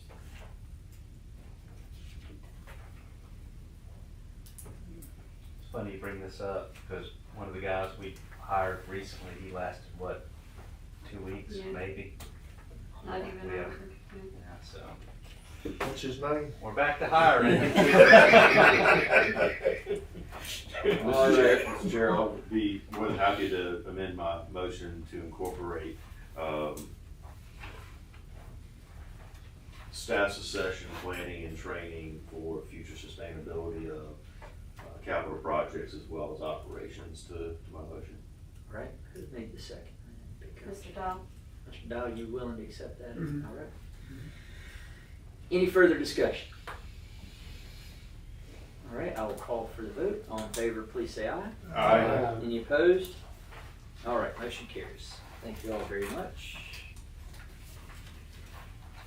All right, action items. Item I-1, consider an agency response to proposed South Carolina House Bill 3656 to amend South Carolina Code of Laws by adding section 44-1-320 to prohibit the Department of Environmental Services from denying property owners the right to repair or replace a well or septic tank solely because of other available water or sewer service or both. Exhibit C. Mr. Elliott. All right, this has already been discussed in both committees, and I'm not sure if you're familiar with it already, Mr. Bronson, or not, but for the sake of what we're here for, which is wastewater and sewer conveyance and treatment, we have concerns with the bill as it was proposed. It was not very clear. From what I understand, it potentially could allow existing customers to remove themselves from the sewer system and install a septic tank for on-site wastewater treatment, or it could allow them to not connect when there is a line currently accessible to them. So with all of that said, if we do have customers not connect to an appropriately sized line, or if we have customers that leave the line that's been designed to serve them, we're not going to receive the flow that the system was designed to have. And as we all know, you need flow to move solids down the line to prevent overflows and to also generate revenue. So by the elimination of customers, we just spent a long time talking about, in a roundabout way, the economies of scale of adding customers to help offset some of these expenses. So the phrase diseconomies of scale, it does not apply in this case, if I remember exactly what that is, but it does shrink that scale to where costs are going to go up on the existing customers because you have fewer customers that you're going to be drawing revenue from. So with all of that said, I put together a draft of a letter that I'm going to ask the board to consider, that the board chair, Mr. Bronson, and myself sign and send in to our delegation representatives, Senator Alexander, Representative Whitmire, and Representative Duncan, to let them know our concerns about this and that we do oppose such a bill coming to fruition. All right, has everyone had a chance to read the letter? It's in our agenda packets. It's here today. Is there a motion? I would like to add one comment to this. I like to have it, that focused on item D in particular. Item D is what is addressed there. A, B, and C address wells for irrigation purposes. And just to for the sake of this, our letter, I don't even think it mentions wells or potable water or anything like that. I think it specifically is wastewater Right. only. I think that is, I made sure to write it that way since we don't have any business dictating or It correcting. would clarify, drinking though, water. House Bill 3656, item D. And that reads, the county municipal water authority shall not deny or prohibit the installation of a septic system on parcel land that meets. And so with that being said, that's the item that addresses sewer. The other items are addressing irrigation and allowing them to use well water for irrigation purposes only, not for human consumption. And that right there, I personally would be fine with having to operate a water system. Would you like to make that in the form of a motion, your changes to the letter? I'll so move. All right, have a motion. Do we have a second? I'll second. I'll go with Ms. Myers. She's close. Sure. We have a motion and a second. I'd like to ask a question, because I don't know if you keep up with this or if anybody else does, because I know this has been in discussion the last few weeks. Has that changed at all? Because what you have in the handout is something I received, I think it was, early to mid-February. So I don't know if it's already been amended or proposed amendments to this that would change that letter in the proposed bill. I think you can look at it really quickly. I know there's been, from the original bill, there has been amendments to it to get to where we are right now. The amendments were supposedly to have some concessions, but it made it worse to a lot of folks. So I'm not sure if it still is D. You could look online. I mean, I believe it's the intent of your amendment to reference The sewer. the letter, the letter towards the sewer portion Correct. of the That's bill. correct. So. Whatever that I mean, letter is. Whatever that letter is, prior to sending the letter, you would Right. hope that they would clarify. Yeah. Okay. There we go. All right, we have a motion, second. We've had discussion, any more discussion, any more questions? All right, all in favor, please say aye. Aye. Any opposed, like sign. Motion carries. Chris, I would make one additional recommendation that you also send it to the Municipal Association and the South Carolina Rural Water Association to let them know what the thoughts of the board are. But I believe both of those entities are very interested in legislation as well and probably share our perspective. And I would add the Water Quality Association and the Water Utility Council. So Council of Governments as well. Yeah, at the council of governments. 508 authority. Including President Trump. We couldn't make it through a meeting without bringing sorry. it up. All right, Chris has got his marching orders. Item I-2, consider making the following memorandums that were distributed to the Ad Hoc Sewer Feasibility Implementation Committee available to the public. Item A is summary of reconstitution, including acquisition of sewer collection infrastructure, dated February 2025, Pope Flynn LLC. Item 2B, noted issues and recommendations related to the OJRSA Enforcement Authority, dated March 2025, Maynard Nexon PC. Mr. Elliott. All right, these are two memos that were generated for the ad hoc committee, and these were items that were discussed in executive session by Mr. Flynn and Mr. Trainum. So with the board, members of this board wanting as much to take place and be transparent as possible, and we it was decided to put that first memo from Lawrence out there for consideration to be a public document. The same, we figured we'd just go ahead and do that with any presented document that was given to us or discussed in executive session by an attorney, because we attempted to discuss or brought up the idea of discussing these items outside of executive session with the attorneys, and they did not want to do that. They didn't feel comfortable doing that without the board voting in advance for them to do so, because they did not want to themselves break attorney-client privilege. So by doing it this way, it is the board approving the breaking of that privilege. All right, what's the pleasure of the board? Move, make them available. I'll second that. Motion by Mr. Fair, second by Mr. Dodd. Any further discussion? Okay, I'm gonna note my objection to noted issues and recommendations related to the OJRSA Enforcement Authority. I believe that memo is full of conjecture and misinformation. It does not recognize the spirit of transparency that you just noted. It oftentimes notes a city, a commissioner, without naming the city or without naming the city, and by so doing, you impugn the reputation of everybody on the board in all three cities. And I strongly object to the way that it was written, constructed, and given to that ad hoc committee before this board had a chance to discuss it in executive session. I will vote against it. Any further discussion? Clarification, you vote against both of them or just that one? Well, you made them together, I so I'm gonna did, should I vote separate against. them out? Yeah, I'm in favor of 2A, I'm opposed to 2B. You know, based on your comments, I'd like to amend my motion if I can do that. Okay, how would you like to amend? To what you just said, except the number A and B, as you presented, like release A and B may not. Well, why don't we take them separately?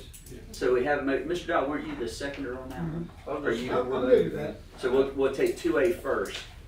Any further discussion on that motion to release 2A? And Okay. 2A is being the Pope and Flynn. Is that 2A? Yes. Yeah. So any further discussion? We'll go ahead and move to a vote on 2A. All in favor, please say aye. Aye. Any opposed? All right, motion carries. Item 2B. Mr. Fayers, you want to make a motion on that, or you just want to let that one sit? I'm gonna let that one sit. Any further comments? Well, when I read this, I thought the same thing you did, although it didn't identify. You know, it was pretty damning, I thought, and I thought that should this be rewritten without some of that in there? Is that what you would Well, recommend? I guess if I were gonna just guide through it, one, there is a comment in there that says the cities did not respond to certain things. Well, I have a 180-page document where Westminster did, and it says none of the cities did. I can't speak to Walhalla and Seneca. I can certainly speak to what we did. That is misstated. It also goes through, and a statement that's used, one city, a commissioner. By stating one city in each of those items, I mean, if you're on this board, you know who we're talking about. But if you're outside of this board, anyone else reading this could believe this is all directed at Celia and Walhalla, or it's all directed at me and Westminster. That is not the case. I believe that the way that it's written impugns all of us, damns us all to the same fate, that this memo is mischaracterizing across the board what is not, says something is happening that is not. And I sternly object even to the fact that it was written. To what point was this written, Chris? This was what a summary of what was provided to the ad hoc committee Why? to bring up the ideas about the issues that we have and why the reconstitution is, I guess, worthwhile pursuing. Could that have been accomplished without this type of document? It's not timed either. Some of those criticisms or comments, what period of time did those comments occur? Are they 10 years ago, 20 years ago? When I read them, I was looking at it, and yeah, there was some of those things that happened way back before you were ever here. And the fact that it's already been presented to the ad hoc committee, I feel that needs to be addressed with the ad hoc committee. I believe they need to hear from people on this board that, or in particular me, I'm gonna be at that ad hoc committee to let them know I believe this is erroneous. Well, then do you want Michael to address it and name the names? If you're gonna put that in here, it either should not be there or it should have the names. And before you distribute that out, you should give each person here the opportunity to at least provide their side to this, because some of this is just sheer conjecture. He said, she said. I could say something to you, and I could have told you something that was wrong, and it's captured in this memo as if it were true. Mhm. So I believe it should have that, and each person at this table and the former board members should have an opportunity to review that and provide their side to their story, or you don't distribute it. I don't know how this helps that board do its job from what it was already on the trajectory to do. Well, that I don't know. I can, Ms. Metlin's here and. No, but I guess that this stuff came from Michael, from you. Like, this would not have originated with Angie. No, well, I think Michael has been reviewing the documents and board meeting minutes for years, so it's not. So he got all of this off of documents and board meeting minutes. I think he very well did. I did not provide him with. You didn't give him any of this information. Well, I probably have provided him with some of this information, but not most of that information. Because I was looking for it, I don't recall exactly where I read it, but it certainly left me with the distinct impression that you had provided him with this information. Page 4 or 5. You need it, Mr. Chair, would you like a motion to hold this document from being released? Well, we don't need to. It's Right, currently okay. covered under attorney-client We privilege. just leave it like it is? Yeah, but I believe the ad hoc committee I believe each person on this board and each city has the right and should go to that next ad hoc committee meeting and provide your perspective where it's insinuating, where it's making its insinuation.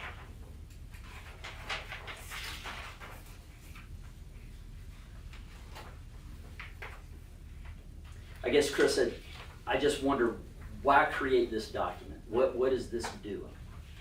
Why did you have Michael create this? It was just, like I said, a summary of what was discussed at the last meeting, and it was with everybody here saying that they wanted transparency in what was being discussed in executive session.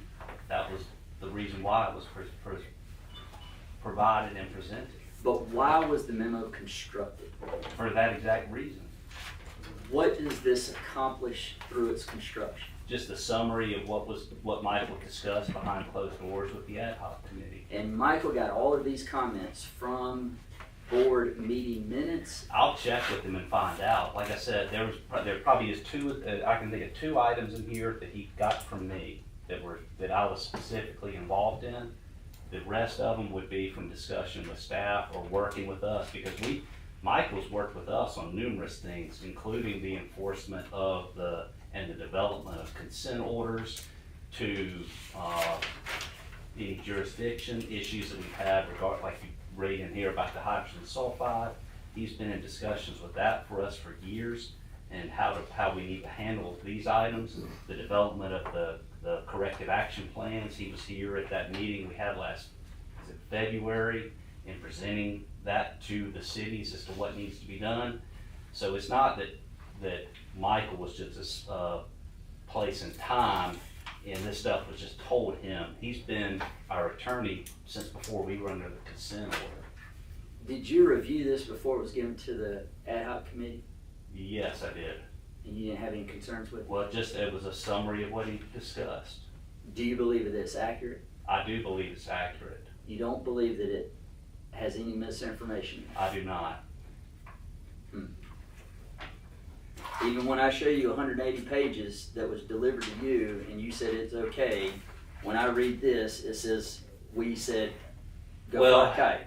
For that, if we'll discuss that in here now, there's still, even with the items that were resubmitted to us a few weeks ago, we reviewed those, and we were actually working with Michael Trainum in a response to those submittals where we still need additional information that has been requested and not provided. And your staff didn't say there is no additional information needed? we have done this as well. We've gone through this with our environmental attorney and with third-party consultants to go through this because of the consent order that we're under. Okay, so if we just stay with that just for a second, this reads as if I told you to go fly a kite rather than even try to attempt to give you the information. I'm sorry, I don't understand. This says all 3 cities said, we're not interested in providing you this information. That's what this memo says. And so I'm okay if you said there's more clarification needed here. Maybe that applies to the other 2 cities, but when you read this, it's as if we didn't even attempt this. I don't agree with that. You mean every. But that's what it says, and you read it before Michael distributed it. So this is a horrible, horrible document that I can't imagine advances what that committee's trying to do other than sully the reputation of some of the board members. And I don't think it's my reputation. I read this and I was just flabbergasted that this level of conjecture and misinformation would be provided about this board without us having a chance to review it first, and that you had no concerns about distributing it. For what purpose? What purpose does this serve that ad hoc committee in the work they're doing? I mean, that's the question. Well, the answer to that question is that that's the difficulties we see every single day in what we do in working with the cities and trying to get ourselves in compliance with those that are upstream and trying to get, because we're very much relying on what is and is not being done by the upstream users. Well, I get that part, but the way this is constructed is horrible. Yeah, well, that's a summary of what Mr. Schranem discussed with the committee. That was, and Ms. Myers was in there as was Mr. Paris, so they can vouch for that. If I could, the more we're discussing and bringing up specific things, the more we might as well make it public, because we're actually sharing stuff. So either we get a little more broad, or maybe we take it into an executive session at a later time to get into specifics, because we're reading. I appreciate that, but yeah, my point in discussing it is that I think it should be discussed here. Well, Then may I should we make say that? something? Yes, please. I've been involved with this board from the time of its inception to now. And those things that you're addressing in there, I've heard all through my career. Those complaints from time to time from various and sundry people. They're not new. They are not unique to this board or the one immediately preceding, before any of y'all ever came on this board. I can give you examples that I know of personally where I've heard those complaints before y'all were ever involved. Now, do you want to call him in and ask him the identities of the people who gave him that information? We've heard it spoken before. I know of one board member who didn't follow wishes of his city, and he got fired by a phone call on the way home years ago. Didn't have anything to do with this board. I wasn't even the wasn't even the attorney for this board. I may have been the county attorney at the time. I personally know about that. So, as I read it, I said, man, I'm reliving my knowledge of things that happened through my career in being involved in county government, either as a county council member or county attorney or here. So maybe y'all need to flesh it out. but it has been built that way. That's the system has been built that way. But we've survived, and I think we've done a pretty good job. But I just wanted to put that in there. There's one instance in there specifically. And, you know, I remember the tussle, a fight, and we were trying to create a sewer system in Oconee County. And Westminster, Walhalla, and Seneca had to get rid of their, the federal government was saying, you gotta get rid of your government. And let me tell you what, it was come push shove, trying to get all the towns together. We had to have Seneca. Westminster, Walhalla couldn't afford it by themselves. And it went down to the 11th hour, almost to the midnight hour. And finally, they got it pulled together. I didn't have any part to do with that. I was in the gallery when that occurred. But I had front row seat. And thank God they did come together. And it's worked well. And they put things together as best they could at that time. Laws have changed, expectations have changed, and I think you worked well considering. I grew up here. I know the community petty jealousies and all that. So I grew up with. But I love you all, no matter whether you're from Seneca, Westminster, Salem, wherever. You're my thing. Well, I came back and don't want to live anywhere else, so. I guess I got one question. It kind of dovetails into what our chair's talking about. The litigious matter of which this has been presented through an attorney. Do the city's attorneys need to be the one that responds to it? Well, I guess my point was, or my point is, I think the work of the ad hoc committee, I think this just makes it adds a dirtiness to the work that the committee's doing that didn't need to be there. I think the committee would have arrived or will arrive at its decisions absent this. And I maintain that it's a horribly written, it's full of false information, Chris. And I'm happy to sit down with you and not just tell you that that's a difference of an opinion, but I can give you, again, the proof that what is stated here, some of this doesn't have any impact whatsoever on me or the city that I've been appointed by. It affects other people here, and I still think it's horrible.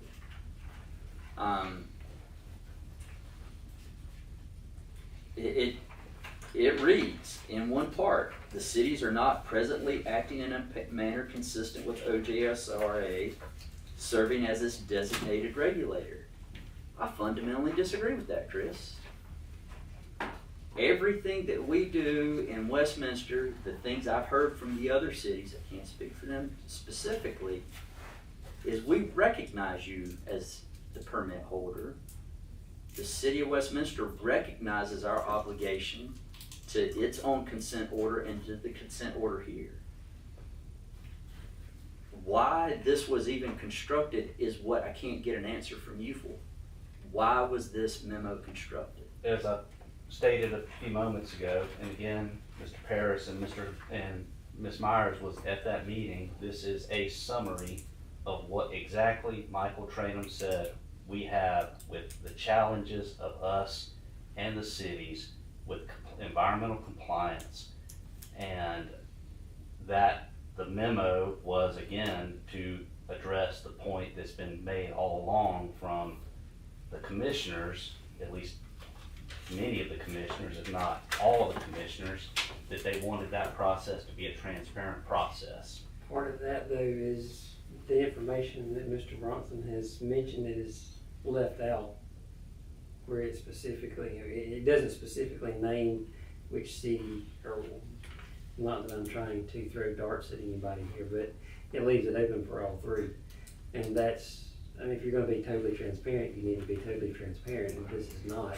Well, Plus, and the information that was submitted is not acknowledged, and you had that at the time that you received this memo for review.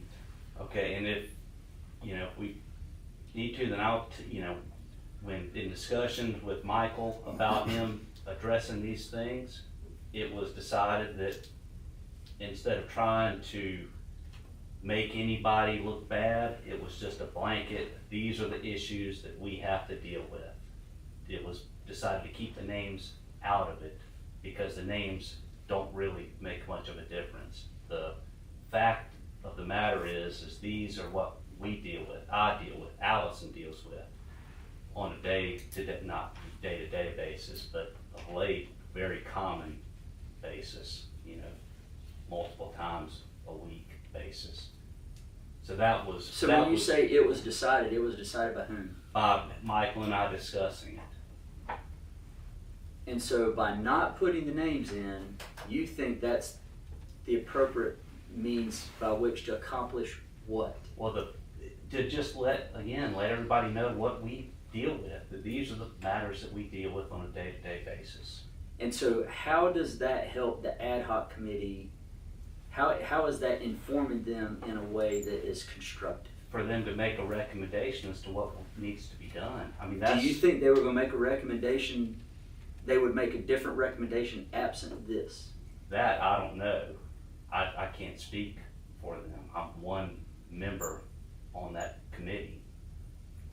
I guess one of the things that I recall, and I've seen it in the documents that we received from Angie, is that nearly all three cities, nearly everybody, said, we want to go into this study, we're looking for a new governance structure. I know that in my comments to Angie and her team, after speaking with the Westminster City Council, that Westminster is willing to consider handing over the sewer assets to this entity so that it could be a cleaner management of systems.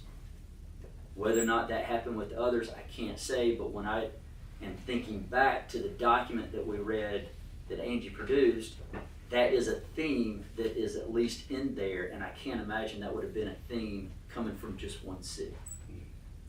So when I read this, it just seems to add, I don't think it adds anything other than just dirt.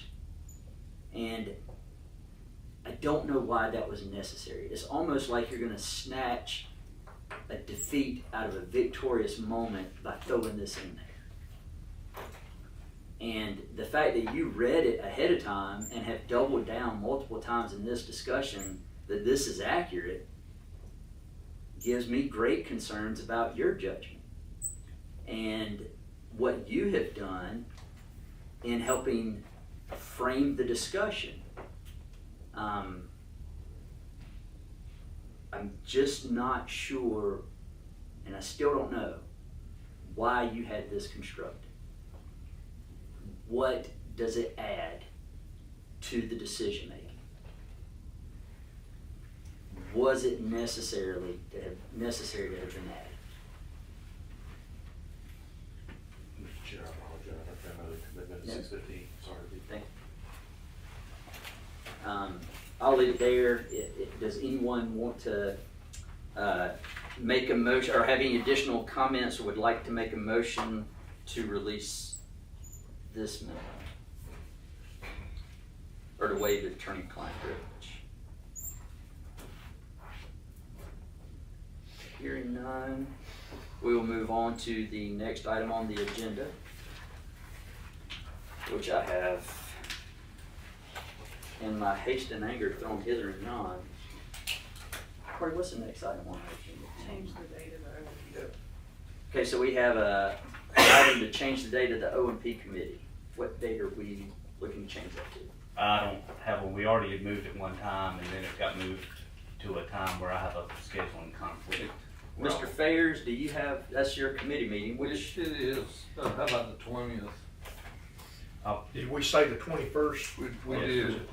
Did we say, I was think- it, did yeah, we say the 21st? We did say the 21st, and so Chris, you got something coming. Oh, okay, I'm sorry. That's O&P. Well, Yeah. what I have coming up is my son's playing in a baseball tournament in Alabama, No problem.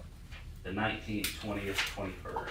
Okay, gotcha. So we need to go different set. Yeah, and then next week, you want the environmental consultation? No. Or not? yeah, yeah. you got Allison's this. going, I'm not going. Yeah, yeah, back to it. We kinda went through this too, didn't we? Yeah. But next week, I'm good except Wednesday. You know, whenever that week, the week of the 24th.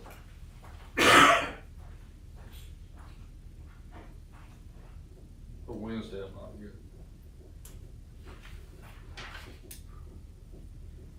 So you're thinking what, Mr. Patterson? What day you got on the week of the 24th? I'll come anytime you need me. Alright, what you got, Dave? Yeah, yeah, I can come the 24th. Are you gonna do it Monday?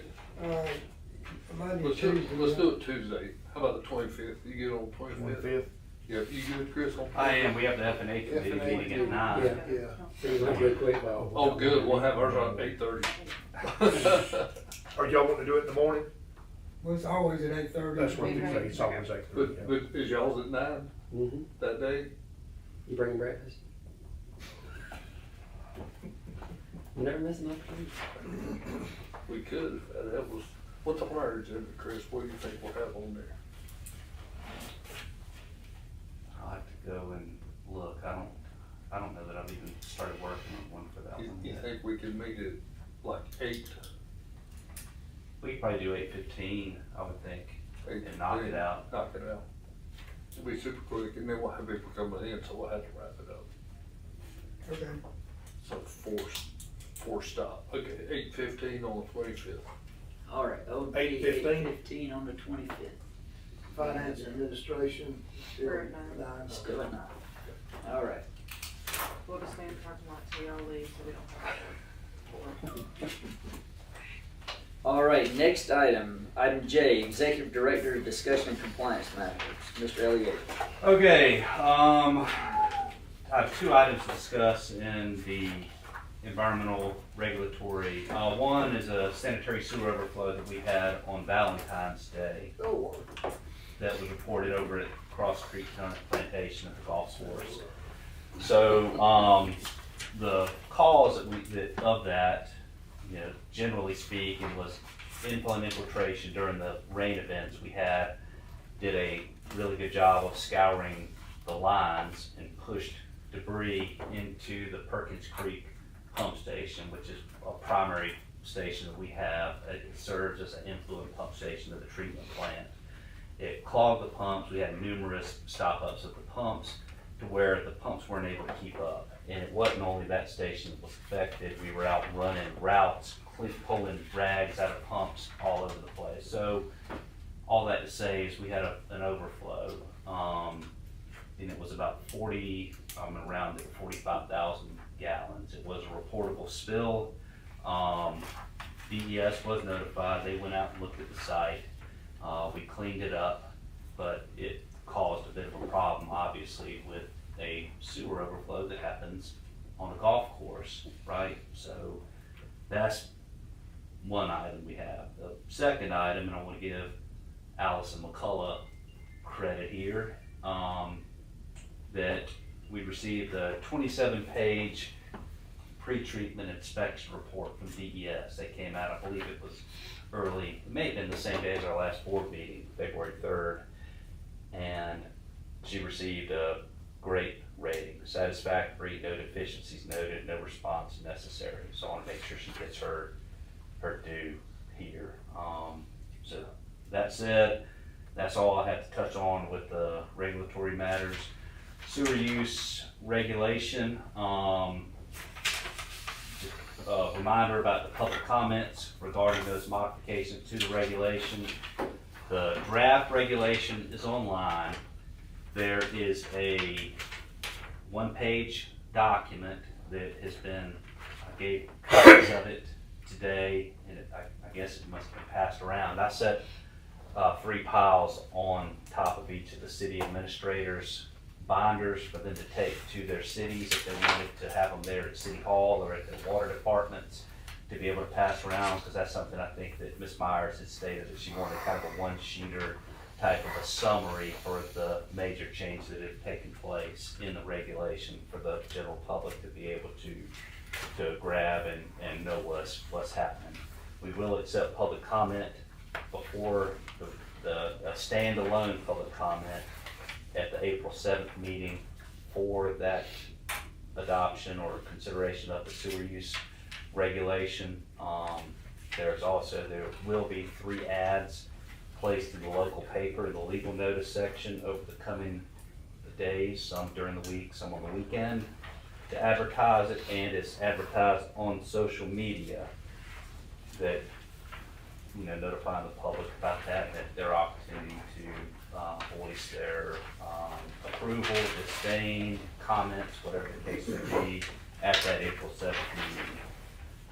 Item 3 is kind of a spin-off from that change. With the change in the sewer use regulation leads to some modifications to the development policy. So we're going to be working on that, and I will hopefully have a draft of some changes to the development policy, and that would go to the O&P committee for their consideration. So there's one item for you to look at. So as soon as I have that ready, I will disseminate that out in a couple of formats for that committee. One with track changes turned on so you can see what's changed, one with an easier to read, the changes accepted format, and then we can discuss it at the appropriate time. And then miscellaneous, we are looking into a grant opportunity, at least for the engineering portion of this, with the possibility of taking it a little bit further and having it funded either through 2 different emergency management type grants regarding compliance issues that we have. And I think it was an item that Paul Wilkie, I remember, brought up at one of our board meetings that we had, but it had to do with raising and making adjustments to some of these manholes that are being inundated with flood water, where they're being covered up.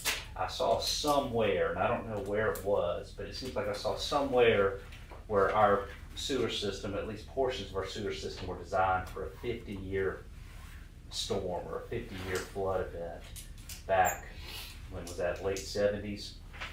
But, the levels that we're seeing of the creek elevations currently now are at or above those points. So we're seeing these floods on a much more common basis, thus the need to begin waterproofing or tightening up our manholes. So the first phase is to identify what work needs to be done, and that there's even an engineering grant for that assessment to be able to perform that work.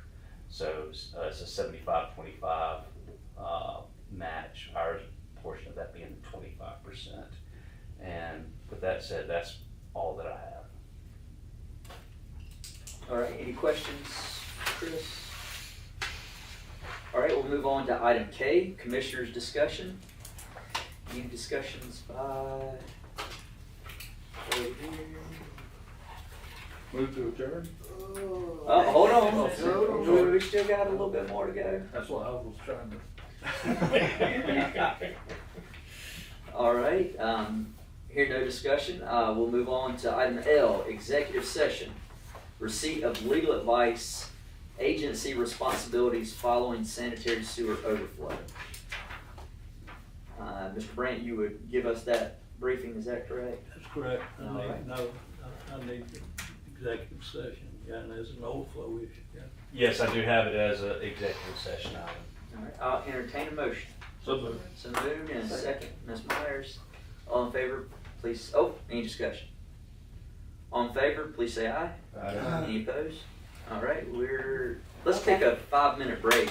In case anybody needs to use the bathroom. What? You sit here for 2 hours and not have to